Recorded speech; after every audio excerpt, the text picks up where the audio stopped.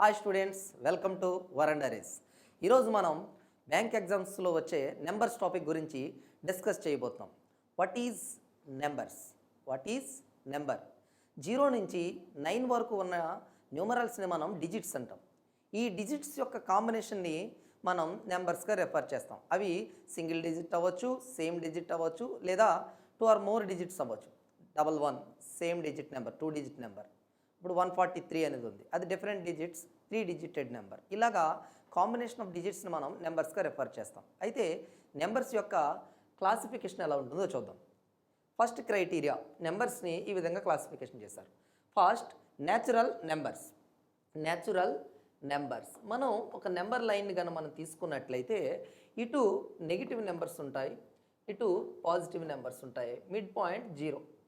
So 0 తర్వాత వచ్చే అన్ని పాజిటివ్ నెంబర్స్ని మనం న్యాచురల్ నెంబర్స్ అంటాం. అంటే excluding zero all positive numbers, అంటే from 1 to infinity the numbers are referred as natural numbers.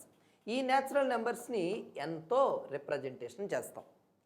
అయితే ఇదే నెంబర్ లైన్లో 0తో కలిపి అన్ని పాజిటివ్ నెంబర్స్ని తీసుకుంటే, అంటే including zero all positive numbers are simply called as whole numbers. పూర్ణ సంఖ్యలు అంటే ఏంటంటే 0తో కలిపి ఉన్న అన్ని ధన సంఖ్యలు. దీనిని మనం Wతో సూచిస్తాం.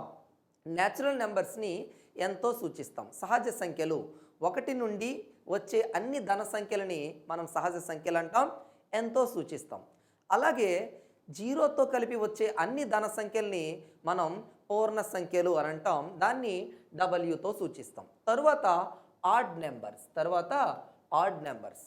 నెంబర్స్ కానీ ఈవెన్ నెంబర్స్ కానీ ఈ రెండు కూడా న్యాచురల్ నెంబర్స్ కేటగిరీలోకే వస్తాయండి.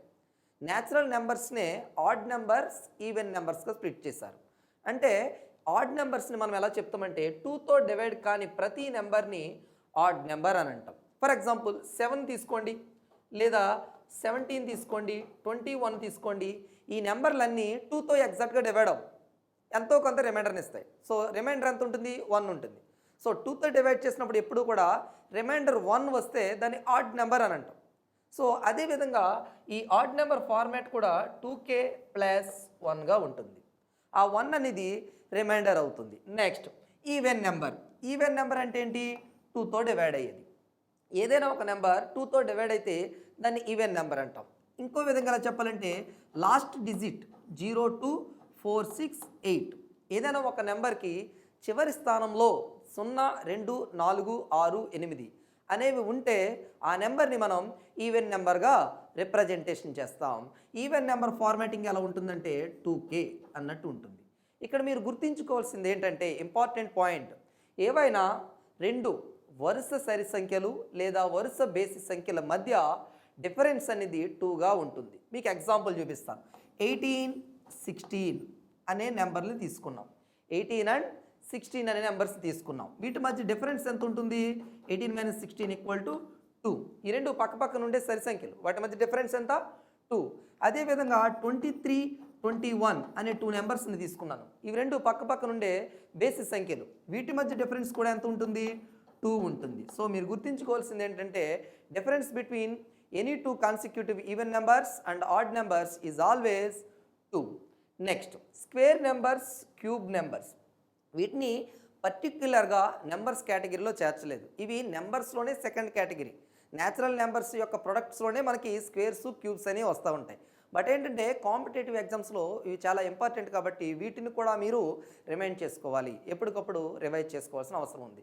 స్క్వేర్ నెంబర్స్ అంటే ఏమీ లేదు, ఒక నెంబర్ని అదే నెంబర్తో మల్టిప్లై చేస్తాం. అంటే 2 × 2 ఎంత? 4. అలాగే 4 × 4 ఎంత? 16. అంటే సేమ్ నెంబర్స్ని మల్టిప్లై చేయడం వల్ల వచ్చిన వాటిని మనం స్క్వేర్ నెంబర్స్ అంటాం.